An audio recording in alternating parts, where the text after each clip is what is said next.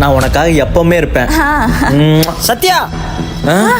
ஐயோ அப்பா, உன்னை வீட்டுக்கு வா பேசிக்கிறவா. எங்க வீட்டுல பெரிய பிரச்சனை வச்சுட்டா. அப்பா என்ன அடிச்சிட்டாரு. காலேஜுக்கே போவேன்.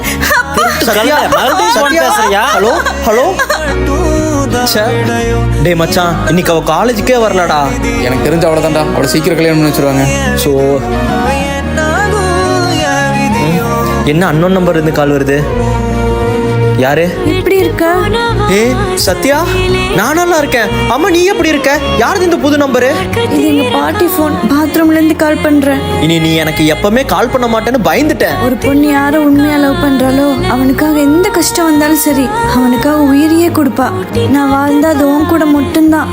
நீ பயப்படாத. சரி சரி, நான் வைக்கிறேன். யாரோ வர மாதிரி இருக்கு. I love you two.